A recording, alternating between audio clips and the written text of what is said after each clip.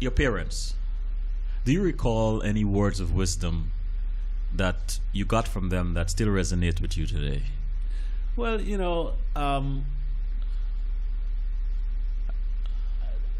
I grew up with two parents for about 14 years, and then my father died when I was 14. So then I had one parent for most of the rest of my life.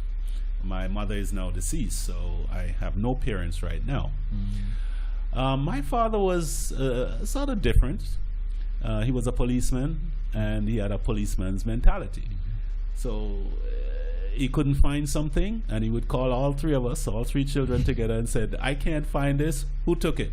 Nobody admitted, so he would beat all three of us. That was his way of dealing with things. I did not see things that way most of the time. I felt that there needed to be a little bit more adjudication in life with things. My mother was quite different. At about 14, I grew up and I was a big man, so I decided that I wanted things my way. So when my mother wouldn't have that, I ran away from home. She didn't come running after me. She didn't send anybody after me. She just waited and waited. And after a few days of being away from home, I realized that the grass wasn't greener on the other side. So I, got with my tail between my legs, I, wandered back home. And she didn't say anything. She just left it that way. And of course, after that, things got a lot easier for her because I knew, how to do things more appropriately. And she's always been like that. She has really been my mentor. There are lots of things that I could say about her, but I think the most telling thing is the fact that, one, I've never heard her say anything bad about anybody in the entire time that I knew her. Here it is. It's hard for never to hear an individual, a human being, not say a bad word about another human being. And that's just the way she was. Never said anything bad about anybody else. She never pushed. She just sort of led. She led by example. Every day I'm trying to do it as good as she did it. She seemed like she knew just about every word in the dictionary. So I studied the dictionary. I would pick up the dictionary and start studying all the words. She seemed to have an endless fund of knowledge. So I read the encyclopedia as much as I can. I look up everything. If I would ask her a question about some specific knowledge piece of information, and she would say, "Look it up." So nowadays I look everything up. What do you think I say to all my students? Look it up. Look it up. And after they look it up, then we have a conversation. Then I can elaborate. So, those were some of the things that I recall, from my parents. And, I certainly do miss her. Talking about example. My mother, she was the typical Caribbean, typical Jamaican. She had 3 jobs, one in the daytime, one in the evening, and one on the weekend. And always had time when she came home for us children. Of course, we knew our responsibilities. We were taking care of ourselves quite well while she was at work. But not only did she work, she was always involved. She was always involved in things. I remember as a kid seeing her picture in the Gleaner with the Prime Minister getting some recognition because she was advocating for nurses and the care of the people that she took care of. So despite all the responsibilities that she had, she was still taking care of her civic responsibility and doing things. And she did the same things here. And, again, just the same way I never heard anyone say anything bad about her, I never heard anyone say anything bad about her.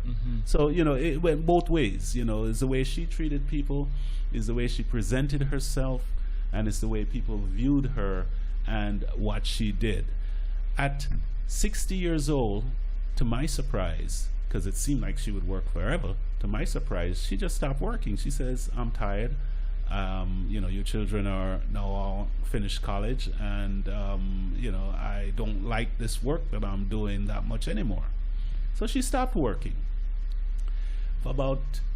So she stopped at 60. For about 10 years, she sort of withdrew into herself. She did things, she kept herself up and everything.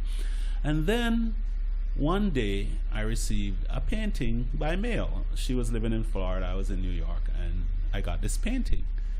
And it was a very nice painting, and I looked at it and I saw my mother's name, her signature on the painting.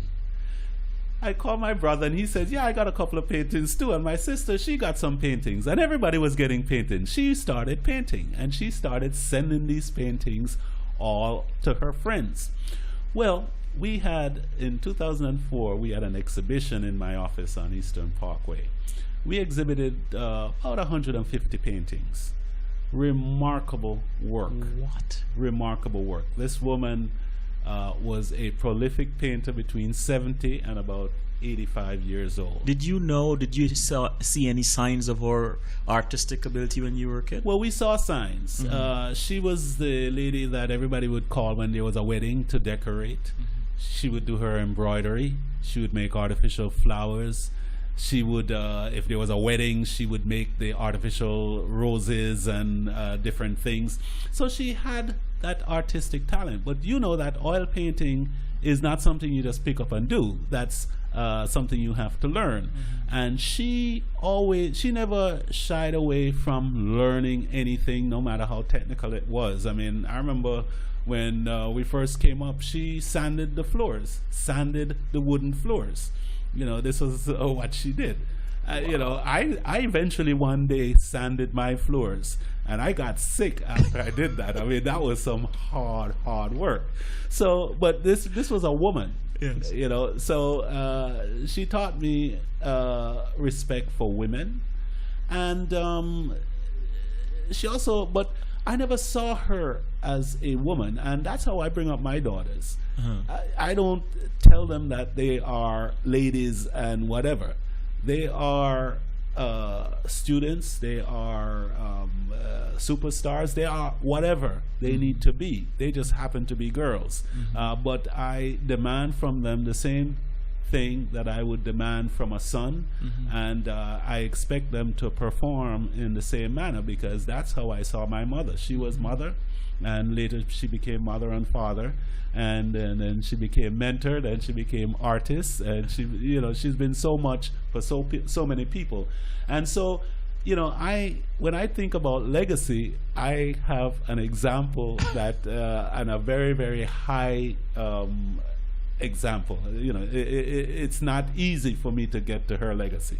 So I have a lot of work to do. Of course, I was going to ask you who, along during the different phases of your life, as a child, a teenager, and then an adult, have influenced you. But I can see your mother is a common thread throughout all those periods. Yes.